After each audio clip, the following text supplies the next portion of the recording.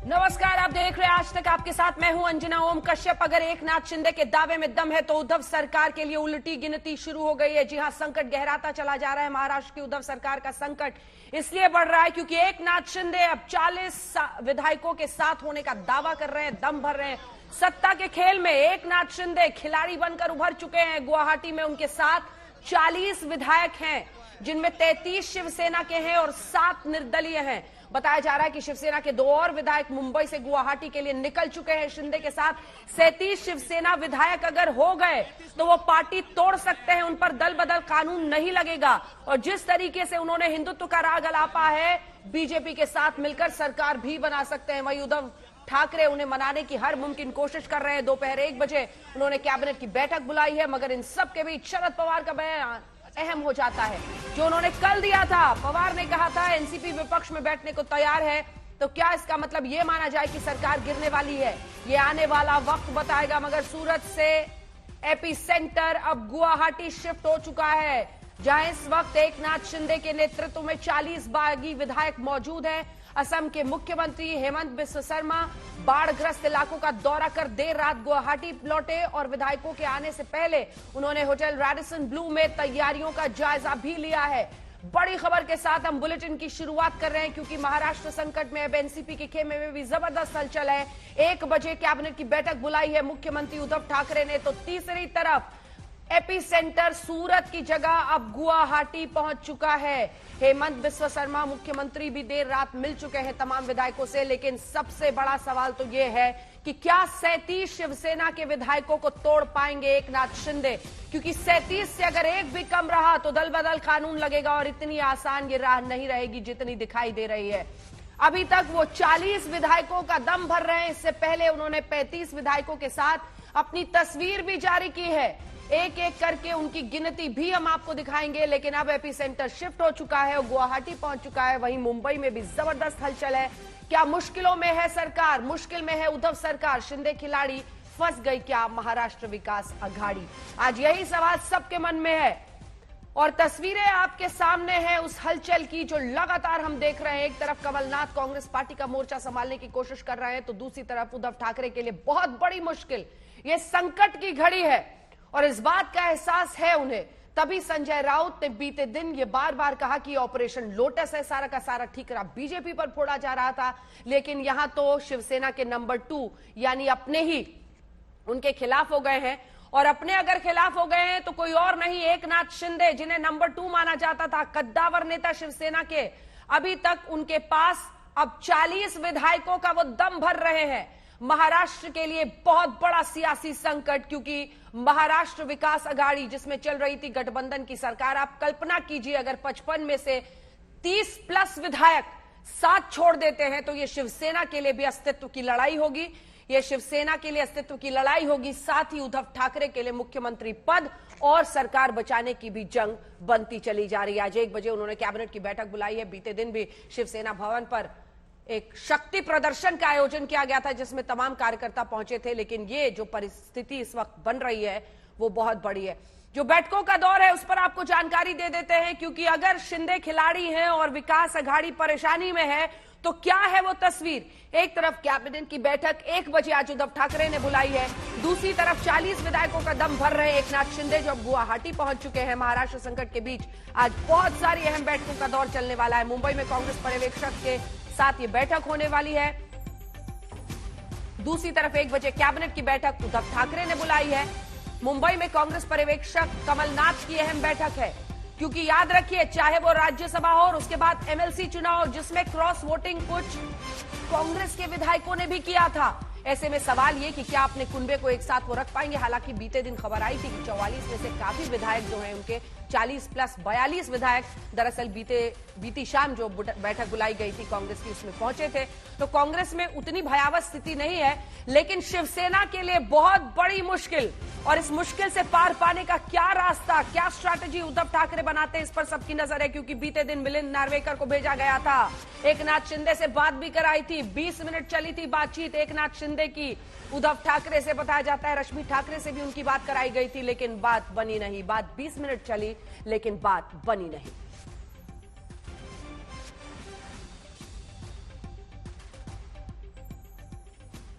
हम आपको यहां पर दिखाएंगे कि किसके दावे में कितना दम है। टच स्क्रीन के जरिए खास हमने इंतजाम किए हैं, वो सब आपको दिखाएंगे। लेकिन उससे पहले दिखा देते हैं, एकनाथ शिंदे गुवाहाटी पहुंचकर कहते हैं मेरे साथ तो 40 विधायक हैं।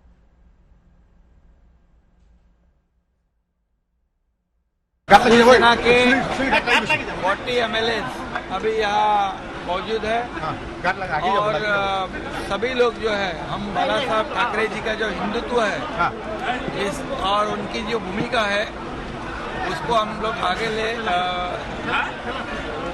ले जाना चाहते हैं। सेना के 40 MLA अभी यहाँ मौजूद है और सभी लोग जो है, हम बाला साहब ठाकरे जी का जो हिंदुत्व है इस और उनकी जो भूमिका है उसको हम लोग आगे ले जाना चाहते हैं। तो एकनाथ शिंदे बार बार बाला साहब ठाकरे का हिंदुत्व दोहरा रहे हैं, यानी वो शिवसेना को उसके हिंदुत्व पर कटाक्ष कर रहे हैं। कहते हैं बार बार कि समझौता कांग्रेस और एनसीपी के साथ सरकार बनाने को लेकर कर लिया गया है। संजय राउत इसे ऑपरेशन लोटस कह रहे हैं, बहुत सारे गंभीर इल्जाम भी लगा रहे हैं। उनका क्या कहना है, सुन लीजिए।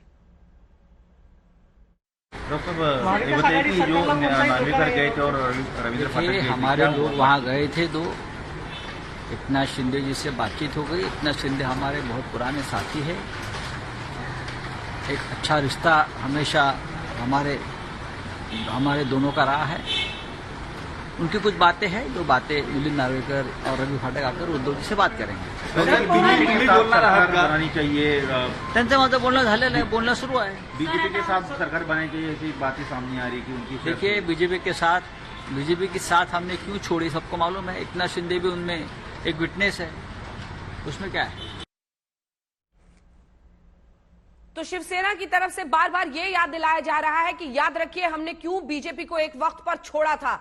बार बार उद्धव ठाकरे भी विधायकों से यही कह रहे हैं कि आपको क्या लगता है वापस जाने के बाद हमारे रिश्ते ठीक हो जाएंगे। आइए आपको बता दें, मौसमी सिंह हमारी सहयोगी इस वक्त उद्धव ठाकरे के घर के बाहर से हैं और अनुपम मिश्र हमारे सहयोगी हमारे साथ जुड़ रहे हैं गुवाहाटी के उसी होटल के बाहर से, जहां पर इस वक्त वो 40 विधायकों का दम भरते हुए एकनाथ शिंदे उद्धव ठाकरे को चुनौती दे रहे हैं। लेकिन इससे पहले कि मौसमी में आपके पास आऊं, आइए आपको लिए चलते हैं और इस टच स्क्रीन के जरिए जरा दिखाते हैं कि किसके खेमे में कितने लोग हैं। क्योंकि जो तस्वीर अब उधर रही है, उस तस्वीर में ये शिवसेना प्लस और ये बीजेपी प्लस, जिसमें हम अगर शुरुआत करें, आपको देखिए, जब आप उद्धव ठाकरे और इधर देवेंद्र फडणवीस को देखते हैं तो ये आंकड़े क्या कह रहे हैं वो आपको बता देते हैं। सबसे पहले उद्धव ठाकरे 55 इनके, एनसीपी के 55 और 44 कांग्रेस के। लेकिन अगर शिवसेना के बागी विधायक जो कि 30 हैं, शिवसेना में बचे हुए 25 हैं, अन्य बागी कुल बागी 32 हो जाते हैं, तो ये 144 नहीं रहते हैं और बहुमत का आंकड़ा उनके हाथों से फिसल जाता है। अल्पमत में सरकार आ जाती है। यह बहुत विकट परिस्थिति है उद्धव ठाकरे के लिए। लेकिन अब हम आपको दिखा देते हैं कि क्यों देवेंद्र फडणवीस के खेमे में एमएलसी चुनाव के बाद से जो खुशी का दौर चल रहा है। ये देखिए, 106 इनके विधायक थे, उसके बाद 13 अन्य को इन्होंने साथ लिया था। एमएनएस राज ठाकरे की पार्टी का भी एक विधायक था। लेकिन यहां पर शिवसेना के बागी अगर जुड़ते हैं 30 और अन्य बागी जुड़े 2, तो 152, 152 जादुई आंकड़े से कहीं ज्यादा। लेकिन याद रखिए, यह भी समझना पड़ेगा कि जब तक 37 शिवसेना के विधायकों को तोड़ने में एकनाथ शिंदे कामयाब नहीं होते हैं, तब तक उनके लिए मुश्किल रहेगी, क्योंकि दल बदल कानून उन पर लगेगा। सीधे चलते हैं, मौसमी सिंह हमारी सहयोगी इस वक्त हमारे साथ जुड़ी हुई हैं उद्धव ठाकरे के घर के बाहर से, और अनुपम मिश्र आपके साथ शुरुआत करते हैं। 35 की तस्वीर जारी कर दी एकनाथ शिंदे ने, अब 40 का दावा कर रहे हैं वो, यानी सरकार गिराने की स्थिति तो सीधे दिख रही है। लेकिन दल बदल कानून न लगे, इसके लिए 37 उनको चाहिए शिवसेना के। क्या है इस वक्त वहां की स्थिति और हलचल?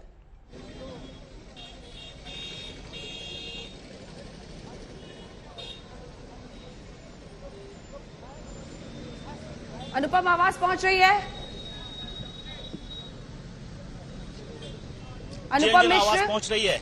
मैं इस वक्त जिस होटल में हाँ, मैं इस वक्त जिस होटल में रखा गया है बागी विधायकों को, उसके ठीक बाहर खड़ा हूँ। सबसे पहले आपको वो हालात दिखा दूं, परिस्थितियां दिखा दूं और सुरक्षा के इंतजामात दिखा दूं।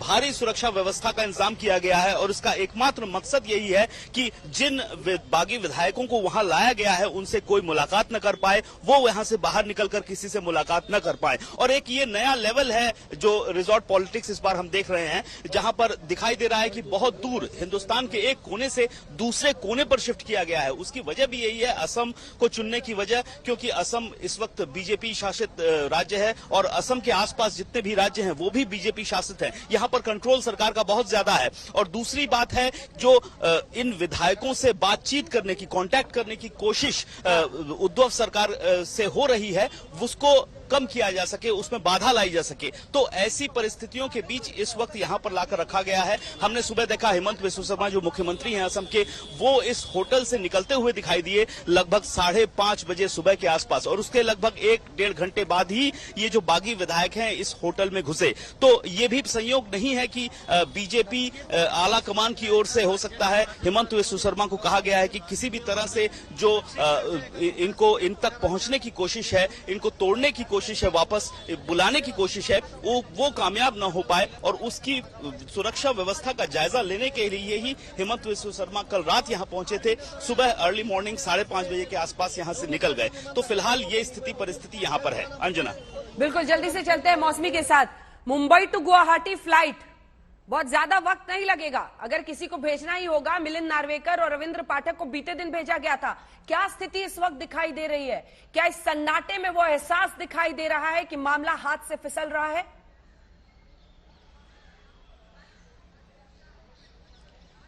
अंजना, कहते हैं मुंबई कभी सोती नहीं है, पर कयामत की रात थी। बहुत सारे नेताओं की नींद उड़ी हुई थी और सन्नाटा पसरा था यहाँ पे, जहाँ पे हम खड़े हैं, वर्षा पर। उद्धव ठाकरे का घर है, तो आप नजर दौड़ा लीजिए, सुबह से कोई नेता यहाँ पे आया नहीं है। और मुंबई में मीटिंग चल रही है, पर हिम्मत नहीं हो रही है कि किसी को फ्लाइट से कोई किसी दूत को भेजा जाए मुंबई टू गुवाहाटी। हाँ, ये और है कि दिल्ली से जो है कांग्रेस के दूत कमलनाथ जरूर आए हैं, पर 0 सन्नाटा है। और जिस तरह से लगातार एकनाथ शिंदे काफी आश्वस्त नजर आ रहे हैं, उससे उद्धव ठाकरे की परेशानी और बढ़ गई है। दूसरी तरफ सिल्वर ओक में मंत्रियों के मिलने का सिलसिला लगातार जारी है शरद पवार से। गृह मंत्री जो है महाराष्ट्र के, वो मिलने गए, और जयंत पाटिल भी मिलने गए हैं। तो लगातार एनसीपी भी हर पूरी स्थिति को देख रही है। और सबसे बड़ी चुनौती एनसीपी और कांग्रेस के सामने, और खास तौर से कांग्रेस के सामने क्यों कमलनाथ आए हैं कि भाई अपने कुनबे को कैसे एकजुट रखेंगे। अभी तो शिवसेना है, क्या कांग्रेस के एमएलए की भी बारी है?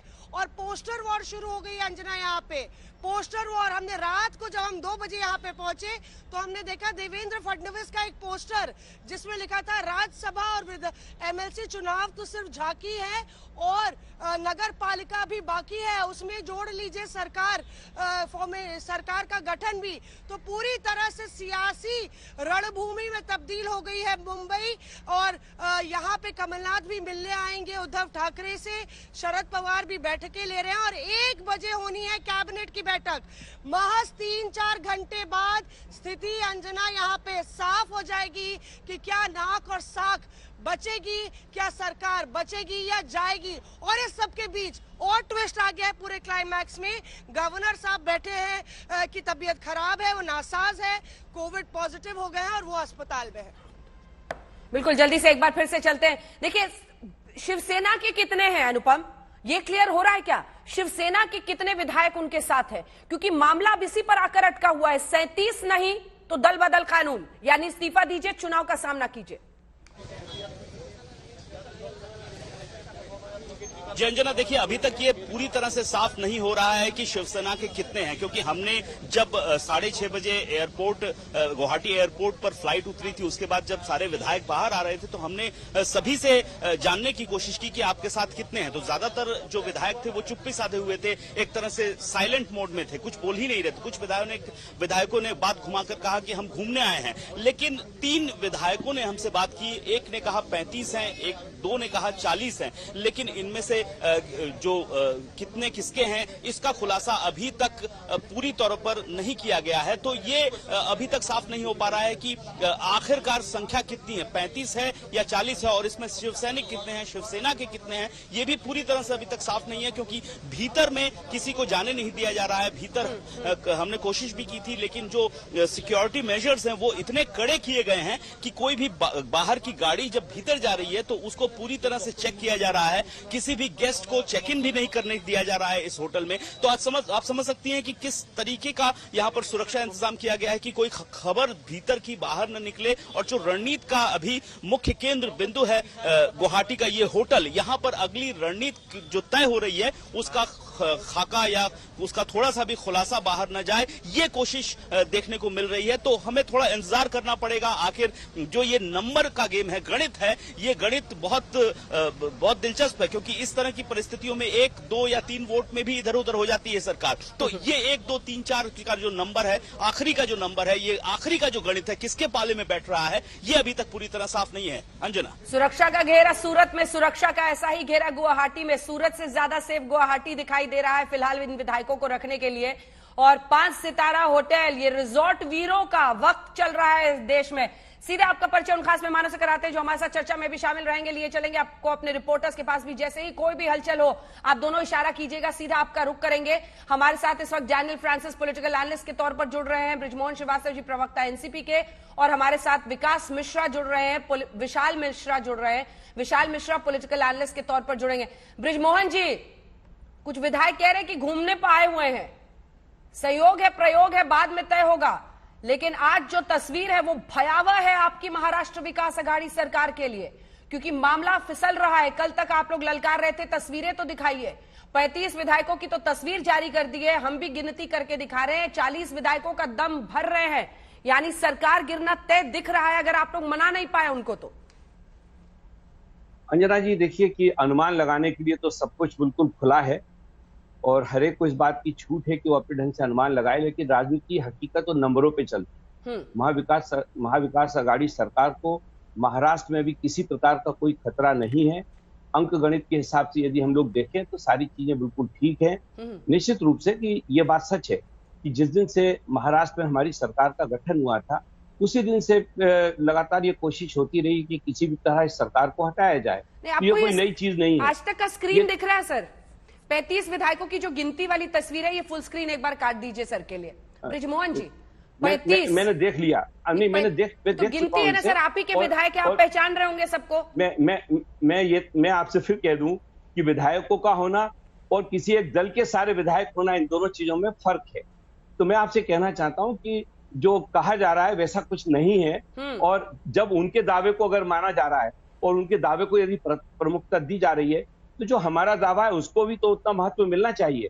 तो उनका दावा सच्चा है और हमारा दावा सही नहीं है, ये भेद करना मैं सोचता हूँ शायद ठीक नहीं है। और विशेष रूप से जो अपनी बातें कहने वाले जो चैनल से, उनको तो कम से कम इस मामले में निष्पक्षता रखनी चाहिए। और जो आपने गणित बताया, उस गणित के हिसाब से भी मैं नहीं समझता कि महाराष्ट्र में सरकार को किसी भी तरह का कोई भी खतरा है।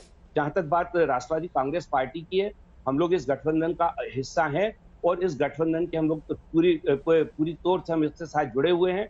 और निश्चित रूप से गठबंधन के एक साथी के रूप में जो भी हमारी भूमिका है उसको हम पूरा करेंगे। लेकिन मैं साथ ही साथ इस समय एक बड़ी गंभीर बात भी कहना चाहता हूँ कि इस समय असम में बाढ़ आई हुई है, तो वहां की सरकार बाढ़ की समस्याओं को निपटाने की जगह इस प्रकार के कामों में लगी हुई है। इसकी भी हम लोग निंदा करते हैं, क्योंकि आज का जो मौका है वहां की सरकार को, राज्य सरकार को, वो बाढ़ की समस्याओं के समाधान के लिए, न कि इस प्रकार की देश की लोकतंत्र के खिलाफ राजनीति करने का उनको कोई उपयोग करना चाहिए। ये बात बिल्कुल निश्चित है। और मैं आपके माध्यम से, आपके चैनल के माध्यम से सारे उन दर्शकों को ये बता देना चाहता हूं कि महाराष्ट्र में सरकार को किसी प्रकार का कोई खतरा नहीं है।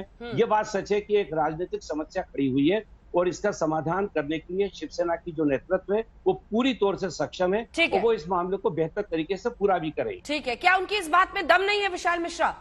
वो जो कह रहे हैं कि आप बाढ़ की समस्या को छोड़कर रिजॉर्ट वीरों को संभालने में डटे हुए हैं मुख्यमंत्री असम। अंजना जी, सवाल ये उठता है कि ये परिस्थितियां बनी ही क्यों? देखिए, राजनीति क्या है, संभावनाओं का परमुटेशन और कॉम्बिनेशन होता है। अभी मैं कल देख रहा था आप ही के चैनल पर कि स्टेटमेंट दिया जा रहा था कि जो है कि मुंबई से विधायकों का अपहरण कर लिया गया है। अरे भाई सीधा सा सवाल बनता है, लॉ एंड ऑर्डर किसके हाथ में है और अपहरण फिर आपकी पुलिस क्या कर रही थी? तो दोस्त देखिए, दूसरों पर मारना आसान होता है, लेकिन इस पर आत्ममंथन करना चाहिए कि परिस्थितियां बनी क्यों।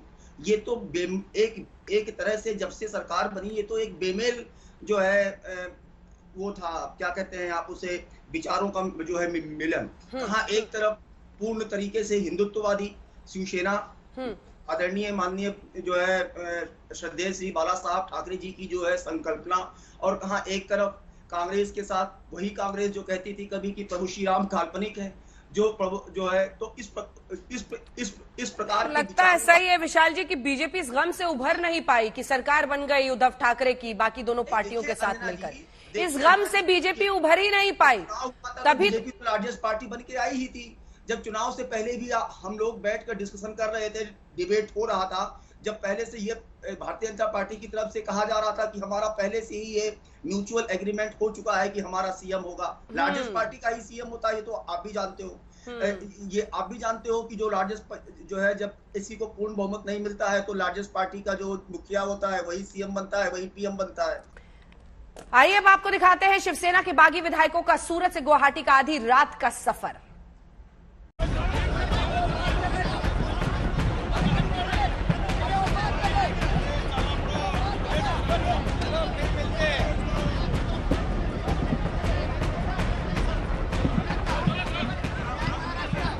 जय महाराष्ट्र, गर्व से कहो हम हिंदू हैं। हम लोग शिंदे साहब के साथ हैं। शिंदे साहब के साथ में।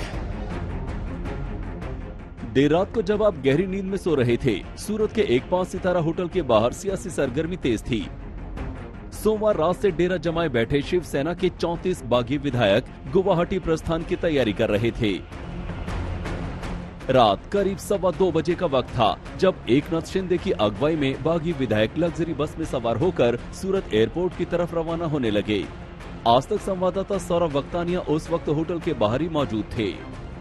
रात के लगभग 2:15 हुए हैं और मेरे ठीक पीछे तस्वीरों में आप देख सकते हैं ये गाड़ियों का काफिला, तमाम पुलिस की जो गाड़ियां हैं ये यहाँ पर आप देख सकते हैं। पूरा पुलिस का कॉन्वॉय यहाँ पर मौजूद है।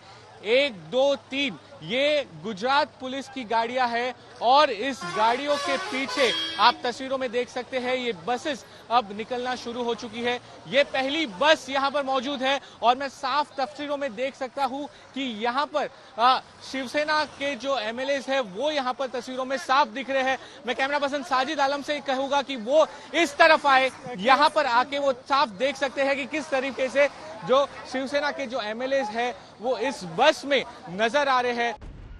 महाराष्ट्र की सियासत के लिए इन 34 विधायकों की ये यात्रा अहम होने वाली है, लिहाजा आधी रात को भी आज तक की टीम पल पल के घटनाक्रम को कैमरे में कैद कर रही थी।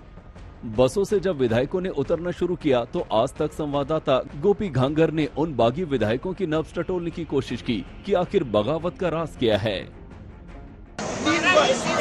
विधायक जो है वो रात को 2:30 बजे सूरत एयरपोर्ट पर पहुंचे। आप देख सकते हैं सूरत एयरपोर्ट पर ये 3 बसें जो है वो यहाँ पे पहुंची हुई है और जो विधायक है वो विधायक अब यहाँ से एयरपोर्ट के जरिए गुवाहाटी ले जाए जा रहे हैं।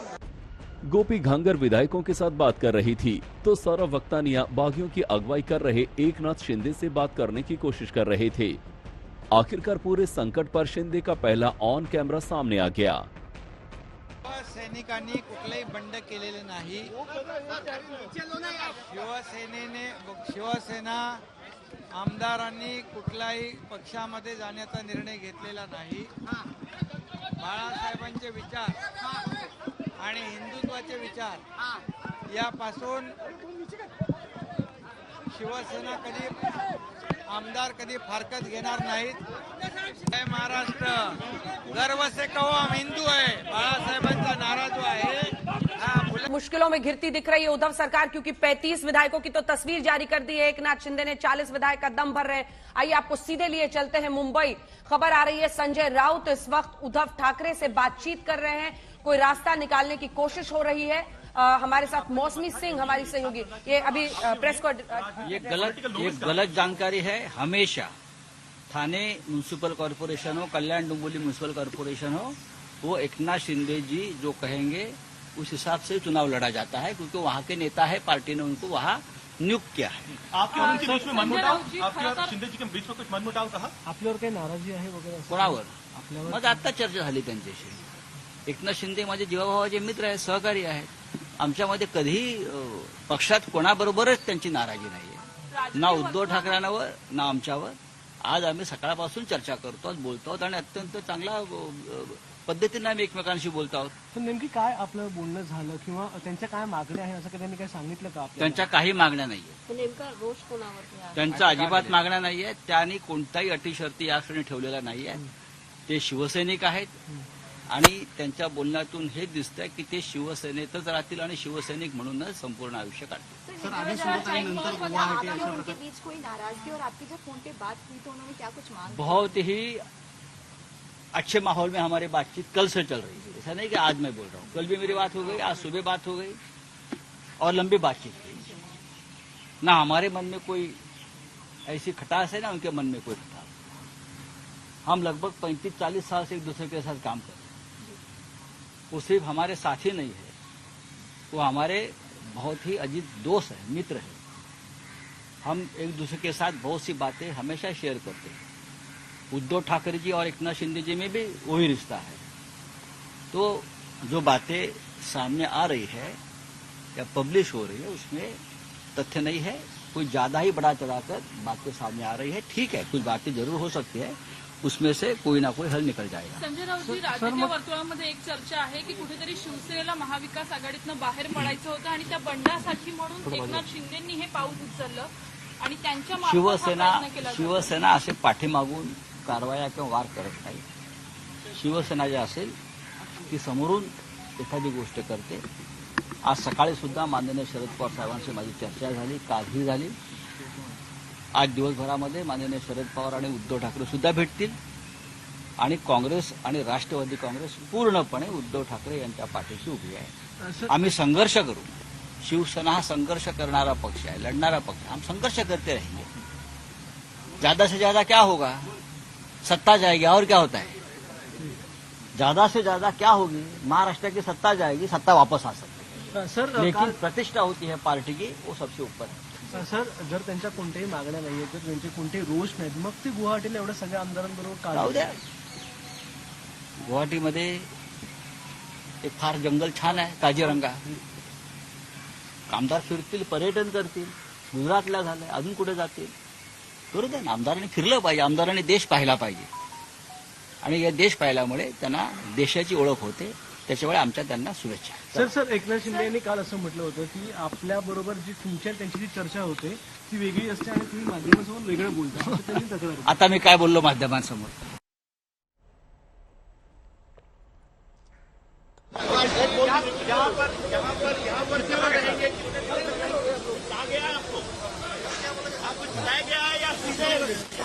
बैठा के ले आया गया है.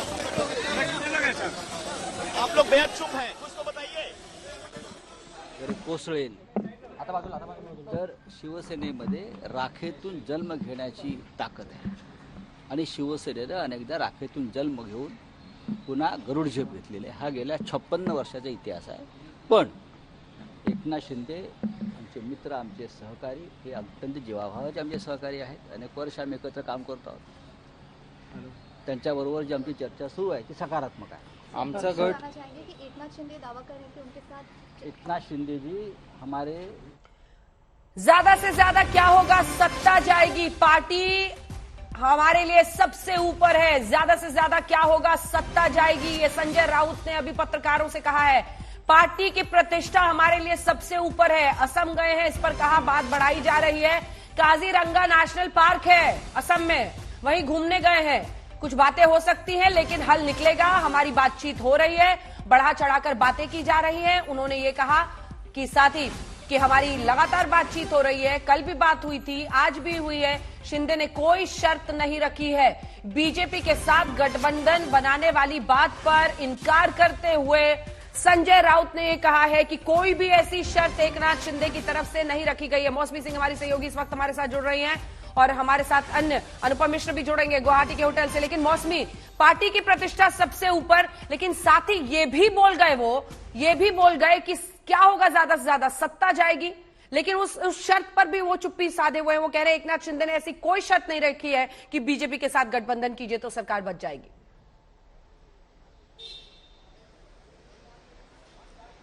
जी बिल्कुल, उनके बयान से जो है अलग सुर और स्वर नजर आ रहे हैं, क्योंकि पोस्टर वॉर में कुछ और कहा जा रहा है और जो उन्होंने कहा एकनाथ शिंदे को लेके काफी नरम नजर आ रहे हैं संजय राउत। उनकी भाषा जो है अगर वो अमूमन नाराज होते हैं या उनको लगता है कि पुल जल गया, बातचीत का दौर नहीं हो सकता, तो वो काफी तीखी स्वर में बोल सकते हैं। पर यहाँ पे आप देखिए कि कहीं ना कहीं अभी मध्यस्थता और बातचीत चल रही है, इसलिए एकनाथ शिंदे के लिए कुछ भी बोलने से बच रहे हैं। दूसरी ओर सबसे बड़ी बात यह है कि उन्होंने पार्टी की प्रतिष्ठा की बात कर दी है। एकनाथ शिंदे भी यही बात कर रहे हैं कि बाला साहब की प्रतिष्ठा और शिवसेना की प्रतिष्ठा दांव पर है। तो दोनों लोग एक ही बात कर रहे हैं और महत्वपूर्ण बात यह है कि जब संजय राउत वहां पे हैं तो यहाँ पे पोस्टर कुछ और कह रहे हैं। सीधे उन्होंने कटाक्ष करके पोस्टर में ये कह रहे हैं कि आपका तुम्हारा घमंड 4 घंटे का है और हमारी सियासत खानदानी। तो ये एकनाथ शिंदे पर सीधे तीखा हमला मुंबई में, और वहां पे सुर और स्वर बदले नजर आ रहे हैं। कहीं ना कहीं बैकफुट पे संजय राउत का ये बयान लगता है, क्योंकि अगर उनके पास वाकई में आंकड़े होते तो शायद वो थोड़े और आश्वस्त नजर आते, सरकार गिरने की बात नहीं करते। और कुल मिला के अंजना बहुत कुछ अच्छा नजर नहीं आ रहा है उद्धव ठाकरे के लिए, खासतौर से तब जब संजय राउत को जो है जाना पड़ा है वहां पे ये बयान देने के लिए। बिल्कुल अनुपम, मैं आपका भी रुख करूंगी। बड़ी खबर अपने दर्शकों को बता दें, संजय राउत सामने आए और कोई भी उनकी बातों को सुनकर ये कहेगा कि कहीं ना कहीं वो ये स्वीकार करते हुए कह रहे हैं ज्यादा से ज्यादा क्या होगा, सत्ता चली जाएगी। विधायकों की गिनती हम लगातार आपको दिखा रहे हैं, 35 विधायकों की तस्वीरों के साथ एक फोटो भी जारी कर चुके हैं एकनाथ शिंदे, लेकिन बढ़ा चढ़ाकर बातें की जा रही है। काजीरंगा नेशनल पार्क घूमने गए हैं विधायक, क्या कहा है संजय राउत ने, सुनिए।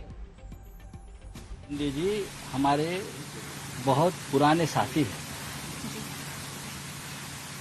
हमारे मित्र हैं, सालों साल से हम एक दूसरे के साथ कंधा से कंधा लगाकर काम कर रहे हैं।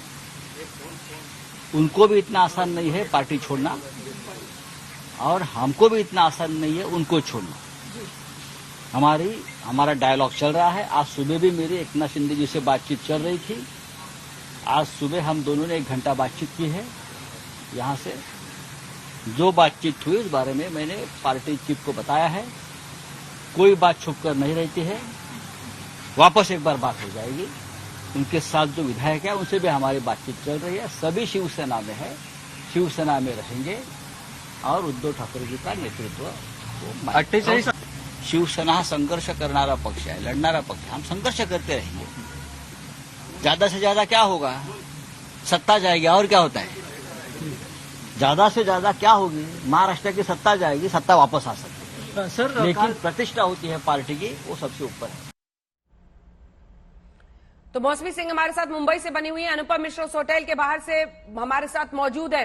5 स्टार होटल, और 5 स्टार होटल का 5 सितारा जो ब्रेकफास्ट है उसका वक्त है ये, लेकिन 40 विधायकों का दम भरना, और ये बात बार बार शिवसेना की तरफ से कहा जा रहा है, 37 नहीं तो दल बदल कानून लगेगा, इस्तीफा देना पड़ेगा। यानी एक सवाल इन तमाम विधायकों के भविष्य पर पड़ जाएगा। किस तरह की तैयारी और हलचल इस वक्त वहां पर दिखाई दे रही है अनुपम? जी अंजना, मैं आपको दिखाता हूँ होटल के ठीक बाहर में खड़ा हूँ। ये दूसरा गेट है जो पूरी तरह से बंद कर दिया गया है, और जो मुख्य द्वार है उसके बाहर बड़ी संख्या में पुलिस कर्मियों को तैनात करके रखा गया है। और खास तौर पर ये सुरक्षित किया जा रहा है कि कोई भी ऐसा व्यक्ति भीतर न जाए जो परिचित न हो और जिसकी चेकिंग न हो। और इस पूरे बंदोबस्त का मकसद एकमात्र यही है कि जो एकनाथ शिंदे के नेतृत्व में जो गुट भीतर लग्जरी होटल में एक तरह से कैद है, उस तक कोई पहुंच ना पाए, बातचीत ना हो पाए, ये एक सुनिश्चित करने का तरीका यहाँ पर अपनाया जा रहा है। और हमने जब विधायक घुस रहे थे गुवाहाटी। तब हमने बात की तो कई लोगों ने कहा घूमने आए हैं। तो अब संजय राउत ने भी घूमने वाले की बात की, पर्यटन की बात की। तो असम की स्थिति अभी ऐसी है कि काजीरंगा में बंद पड़ा हुआ है, हर जगह बारिश हो रही है, बाढ़ से बहुत ज्यादा लोग प्रभावित है। ऐसे में यहाँ घूमने की परिस्थिति या समय काल अभी नहीं है। तो इसका सुनिश्चित यही है कि यहाँ पर एकमात्र मकसद है कि जो उन तक पहुंचने की कोशिश हो रही है उससे बहुत सुदूर जाया जाए और अपनी अगली रणनीति तय की जाए। अब अगली रणनीति की भी प्रक्रिया क्या हो सकती है, इसके बारे में जो कुछ खबरें सामने आ रही हैं, कुछ बातें सामने आ रही हैं, वो ये है कि हो सकता है गवर्नर से बातचीत की जाए। चूंकि गवर्नर अस्वस्थ है तो वीडियो कॉन्फ्रेंसिंग के जरिए यहां से उनको दिखाया जाए, ये अगला प्रोसेस हो सकता है। लेकिन वो तभी संभव है जब नंबर्स इनके पास हो, इस गुट के पास हो। तो फिलहाल उस नंबर के साथ आगे बढ़ने की प्रक्रिया, उस नंबर को कैसे प्राप्त किया जाए, इन सब पर जो बातचीत है, विचार विमर्श है, वो भीतर में हो रहा है। बिल्कुल बिल्कुल अनुपम, ये वीडियो कॉन्फ्रेंसिंग के जरिए, क्योंकि वहां पर महाराष्ट्र के राज्यपाल को कोविड होने के बाद उनका इलाज अस्पताल में चल रहा है, कैसे ये होगा, इन सब पर बातचीत करेंगे। लेकिन महाराष्ट्र सरकार पर शिवसेना का बड़ा बयान। शिवसेना का कहना है, संजय राउत का कहना है, ज्यादा से ज्यादा क्या होगा, सत्ता जाएगी। अब ये एहसास हो चला है क्या कि सत्ता फिसल रही है? आइए आपको जल्दी से सुना देते हैं संजय राउत ने इस बाबत क्या कहा है, उसके बाद ये चलेंगे मुस्तफा के पास, हमारे सहयोगी वहां से जुड़े हुए हैं। शिवसेना हा संघर्ष करणारा पक्ष है, लड़णारा पक्ष है, हम संघर्ष करते रहेंगे। ज्यादा से ज्यादा क्या होगा, सत्ता जाएगी, और क्या होता है, ज्यादा से ज्यादा क्या होगी, महाराष्ट्र की सत्ता जाएगी, सत्ता वापस आ सकती है सर, लेकिन प्रतिष्ठा होती है पार्टी की, वो सबसे ऊपर है। ज्यादा से ज्यादा क्या होगा, सत्ता जाएगी, ये बोल दिया मुस्तफा संजय राउत ने। ये अपने आप एक बड़ा संकेत है क्या अब इस मोड में बैकफुट पर है सरकार? मौसमी कोई हलचल हो हाथ उठाइएगा, सीधा आपके पास आएंगे मुस्तफा। जी बिल्कुल, हलचल आप कह सकते, माफी चाहूँ जी, बिल्कुल आप कह सकती हैं कि सरकार जो है वो तकलीफ में तो कल से ही दिखाई पड़ रही है, और जो एकनाथ शिंदे के पास एमएलएज हैं वो जितने उद्धव ठाकरे के पास हैं उससे ज्यादा है। तो ये चिंता तो सता रही है। एकनाथ शिंदे ने ये कह दिया है कि बीजेपी के साथ उनको जाना है, हिंदुत्व की सरकार उनको बनानी है। एमएलएज जो है शिवसेना के, वो एनसीपी कांग्रेस के साथ नहीं रहना चाहते, ये बात एकनाथ शिंदे ने साफ कर दिया। उद्धव ठाकरे के पास दो ऑप्शन है, या तो वो एकनाथ शिंदे की बात माने, या फिर जो रिस्क है महाविकास आघाड़ी सरकार के गिरने का, वो रिस्क उठाए। अब संजय राउत की अगर टोन में उद्धव ठाकरे मैसेज दे रहे हैं तो ये मैसेज वो हो सकता है कि एकनाथ शिंदे का ऑफर उद्धव ठाकरे को मंजूर नहीं है। तो ये एक बड़ी बात हो सकती है कि अगर इसके आगे क्या होगा, अगर 37 से ज्यादा एमएलएज जो हैं वो शिवसेना के एकनाथ शिंदे के पास है तो एंटी डिफेक्शन लॉ भी उनके ऊपर लागू नहीं होगा। महाराष्ट्र में आप कह सकते हैं महाविकास आघाड़ी की सरकार जो है वो माइनॉरिटी में चली जाएगी। क्या यही आगे का कदम होगा, ये देखना बहुत महत्वपूर्ण रहेगा, क्योंकि इस वक्त ऐसा लग रहा है कि महाविकास आघाड़ी, चाहे वो शरद पवार हो, फिर चाहे वो कमलनाथ हो, चाहे उद्धव ठाकरे हो, ये सारे लोग मिलकर स्ट्रेटेजाइज कर रहे हैं। एनसीपी कांग्रेस के एमएलएज का सपोर्ट। मुस्तफा मैं लौट रही हूँ, संजय राउत जहां पर मौजूद थे वहां से पंकज उपाध्याय हमारे सहयोगी ये लाइव दिखा रहे थे। पंकज, संजय राउत कैसा दिखा उनका, क्योंकि जो उन्होंने ये बात कह दी कि ज्यादा से ज्यादा क्या होगा, सत्ता जाएगी, ये अपने आप में क्या हताशा दिखा रहा है? अब समझ गए कि मामला फिसल चुका है।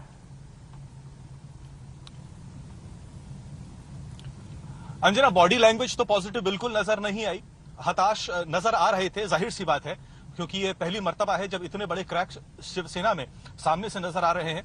उद्धव ठाकरे की लीडरशिप पर इस सवालिया निशान बन गया है। शिवसेना का क्या होगा, सबसे बड़ा सवाल यही है। लेकिन दो बड़ी बातें संजय राउत ने कही हैं। एक तो कहा कि ज्यादा से ज्यादा क्या होने वाला है, सत्ता जाएगी, लेकिन पार्टी की जो डिग्निटी है वो इंटैक्ट रहनी चाहिए, सत्ता तो आती जाती रहेगी। साथ ही साथ उन्होंने ये भी कह दिया है कि एकनाथ शिंदे के साथ संपर्क अभी टूटा नहीं है। शिवसेना अभी भी पूरी कोशिश कर रही है बागियों को मनाने की। कहा कि आज सुबह ही उनकी एकनाथ शिंदे के साथ करीब 1 घंटे तक बातचीत हुई है। महाराष्ट्र की सियासत में भूचाल मचा है। एकनाथ शिंदे के बवाल के बाद उद्धव सरकार पर संकट के बादल मंडरा रहे हैं। खतरा शिवसेना के अंदर ही है। विधायकों की बगावत के बाद 2 ही सवाल चल रहे हैं। क्या उद्धव ठाकरे की सरकार पर संकट है? क्या देवेंद्र फडणवीस के अब मुख्यमंत्री बनने का संयोग आ गया है?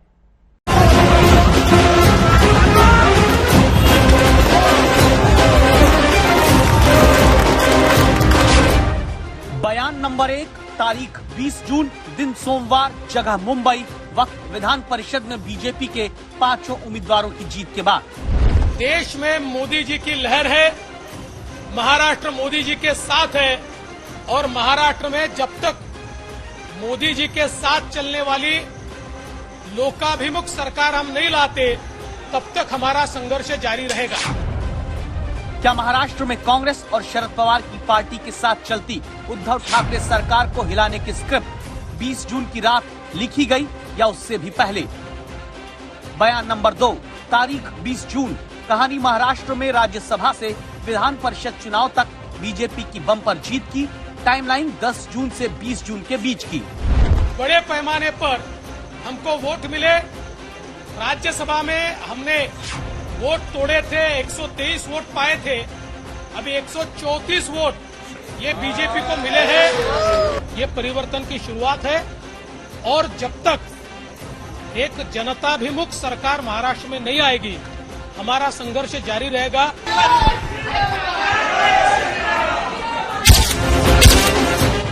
20 जून की रात देवेंद्र फडणवीस के चेहरे पर जो मुस्कान दिखी, उसमें 134 विधायकों की सहमति का दावा है। क्या यह आंकड़ा बहुमत के 144 विधायकों के पार जा सकता है?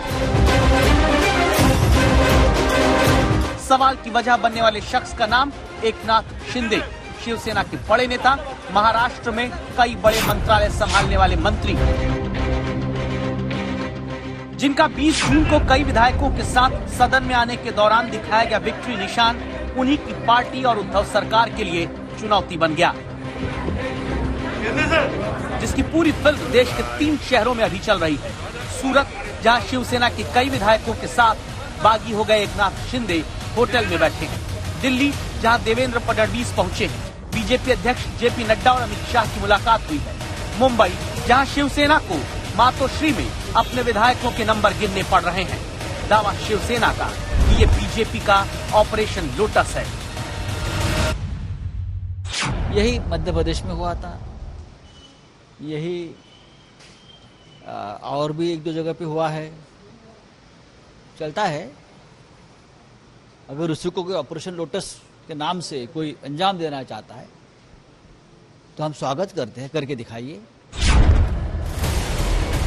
ऑपरेशन लोटस सरकार बनाने गिराने के लिए इस्तेमाल होने वाला राजनीतिक शब्दकोश से निकला ऐसा शब्द जिसके दम पर कहते हैं कि 5 बार बीजेपी सफल हुई, 4 बार ऑपरेशन लोटस नाकाम रहा। अगर महाराष्ट्र में ये ऑपरेशन लोटस है तो फिर 9वें अध्याय में क्या होगा? क्या उद्धव सरकार पर संकट है? क्या देवेंद्र फडणवीस के लिए सत्ता का संयोग बन गया है? जो आसान नहीं होता उसे आसान करना देवेंद्र फडणवीस बोलते हैं। पूरी रणनीति देवेंद्र जी की थी। मैं देवेंद्र जी की रणनीति की, चाणक्य नीति की दाद दूंगा। मुझे मालूम है ना, यही ऑपरेशन लोटस है ना। आपकी ताकत वापरो, सब कुछ करो और ऑपरेशन करो, तो नहीं चलेगा। बीजेपी का ऑपरेशन लोटस इसे शिवसेना कहती है, बीजेपी नहीं मानती। जब बीजेपी शासित राज्य गुजरात के सूरत में शिवसेना के बागी एकनाथ शिंदे कई विधायकों के साथ मेरिडियन होटल में है, तब महाराष्ट्र के कई शहरों में बीजेपी के कार्यकर्ता जश्न मनाते दिखते हैं।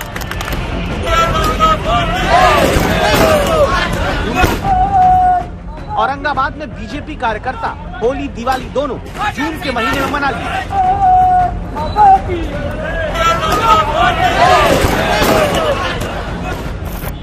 सतारा में बीजेपी कार्यकर्ता लड्डू बांटकर खाने लगे।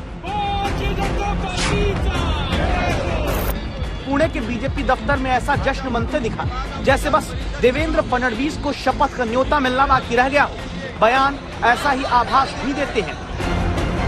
इसके पीछे पूरा प्लानिंग जो है माजी मुख्यमंत्री और विरोधी पक्ष नेता आदरणीय देवेंद्र जी फडणवीस साहब का है, और हम जानते हैं कि आने वाले समय में उनके ही प्लान से इस महाराष्ट्र में सत्ता परिवर्तन होगा और जरूर इस महाराष्ट्र में जोरदार ताकत से ये सरकार बनेगी हमारी। जब विधान परिषद के चुनाव में शिवसेना कांग्रेस के विधायकों की क्रॉस वोटिंग का जश्न बीजेपी ने अपनी जीत के साथ मनाया है, तब शिवसेना मुंबई में ये दिखाने की कोशिश दिन भर करती रही कि वो एकजुट है, पार्टी में कोई टूट फूट नहीं है। हाँ, बिल्कुल थोड़ा सा तूफान जैसा आया है महाराष्ट्र के जो है हमारे राजनीति में, मगर मैं समझता हूँ कि तूफान आता है तो तूफान कम भी हो जाता है, शांत भी हो जाता है। तो शाम तक जो है या कल तक जो है ये सारी बातें जो है शांत हो जाएगी, ऐसा मुझे लगता है।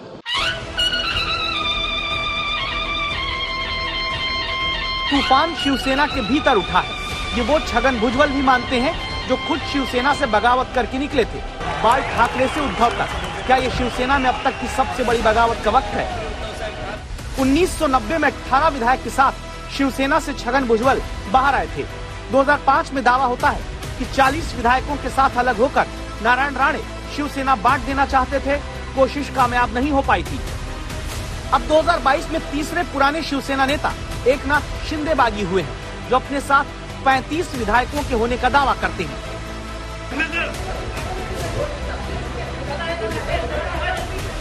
शिवसेना के कुल 55 विधायक या 35 विधायक वाकई एकनाथ शिंदे की अगुवाई में बगावत कर चुके हैं? अगर हाँ, तो फिर क्यों शिवसेना अपने घर में हुई इस बगावत की पर्ची बीजेपी के नाम ऑपरेशन लोटस के जरिए काटने में लगी है?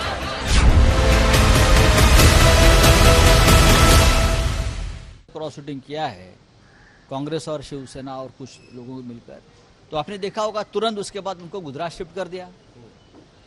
लोग जाना नहीं चाहते थे, जबरदस्ती से। एक विधायक तो भागकर आया है, कैलाश पाटिल, आपको मालूम होगा, 4 किलोमीटर चलकर बारिश में वो मुंबई तक पहुंचा है। ये भी घटनाएं हुई है। ये किसी पार्टी को या देश को शोभा नहीं देती। जो सबसे बड़ा लोकतंत्र का डंका बजाते हैं, इस देश में अगर इस तरह से किडनैपिंग होगा विधायकों का और सरकार बनाने की कोशिश करेगी, सरकार तोड़ने की कोशिश होगी। शुरुआत से ही ये गठबंधन जो बनी है अघाड़ी की, ये अपने आप में ही विचलित हो चुकी है। ना सिद्धांत है, ना विचारधारा है, ना सोच है, ना आगे की कार्यशैली है। ये केवल सत्ता और कुर्सी पकड़ने की चिंता और भूख के आधार पे ये अघाड़ी बनी। वो दरार आज की दरार नहीं है। वो दरार जिस दिन से ये अघाड़ी बनी है, तब से ये दरार उस दिन से स्थापित हो चुके हैं।